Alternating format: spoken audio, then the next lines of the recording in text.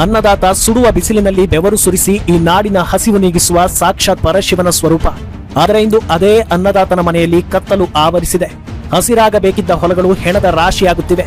ನಗು ಇರಬೇಕಿದ್ದ ರೈತನ ಮುಖದಲ್ಲಿ ಇಂದು ಸಾವಿನ ಭೀತಿ ಮನೆ ಮಾಡಿದೆ. ಕರ್ನಾಟಕದ ಇತಿಹಾಸದಲ್ಲೇ ಕಾಣದಂತಹ ಭೀಕರ ಪರಿಸ್ಥಿತಿ ಇಂದು ನಿರ್ಮಾಣವಾಗಿದೆ. ರೈತ ಇಂದು ನೇಣಿನ ಹಗ್ಗಕ್ಕೆ ಕೊರಳೊಡ್ಡುತ್ತಿದ್ದಾನೆ, ವಿಷ ಕುಡಿದು ಮಣ್ಣಾಗುತ್ತಿದ್ದಾನೆ. ಸ್ವತಃ ರಾಷ್ಟ್ರೀಯ ಅಪರಾಧಗಳ ದಾಖಲೆಗಳ ಬ್ಯೂರೋ ಎನ್ಸಿಆರ್ಬಿ ಬಿಚ್ಚಿಟ್ಟಿರುವ ಬೆಚ್ಚಿ ಬೀಳಿಸುವ ಸತ್ಯ. 2023-24ರಿಂದ ಕರ್ನಾಟಕದಲ್ಲಿ ಬರೋಬ್ಬರಿ 2809 ರೈತರು ಆತ್ಮಹತ್ಯೆ ಮಾಡಿಕೊಂಡಿದ್ದಾರೆ. ಉತ್ತರ ಕರ್ನಾಟಕ ಭಾಗದಲ್ಲಿ ಅತಿ ಹೆಚ್ಚು ಅಂದರೆ 1974 ರೈತರು ಆತ್ಮಹತ್ಯೆ ಮಾಡಿಕೊಂಡಿದ್ದಾರೆ.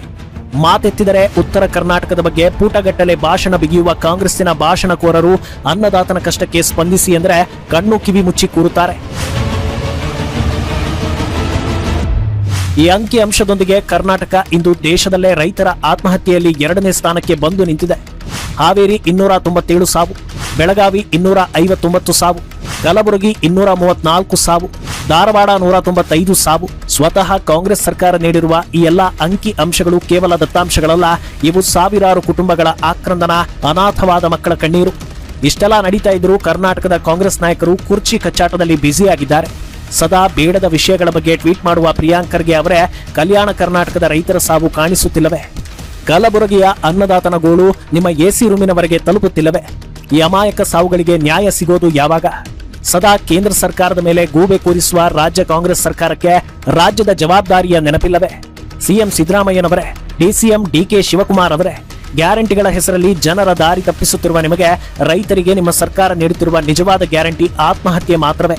ಆತ್ಮಹತ್ಯೆ ಮಾಡಿಕೊಂಡ ರೈತ ಕುಟುಂಬಗಳಿಗೆ ಸಕಾಲಕ್ಕೆ ಪರಿಹಾರ ಸಿಗುತ್ತಿಲ್ಲ. ಅತಿವೃಷ್ಟಿಯ ಪರಿಹಾರ ಏನಕ್ಕೂ ಸಾಲುತ್ತಿಲ್ಲ.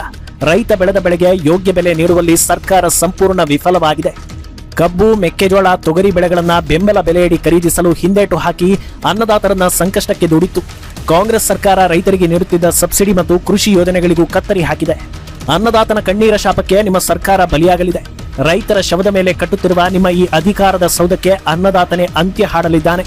ಇನ್ನು ಮುಂದೆ ಕೂಡ ನಿಮ್ಮ ನಿರ್ಲಕ್ಷ್ಯ ಮುಂದುವರೆದರೆ ಕರ್ನಾಟಕದ ಜನತೆ ಸುಮ್ಮನೆ ಕೂರೋದಿಲ್ಲ. ರೈತ ವಿರೋಧಿ ಸರ್ಕಾರಕ್ಕೆ ಧಿಕ್ಕಾರ.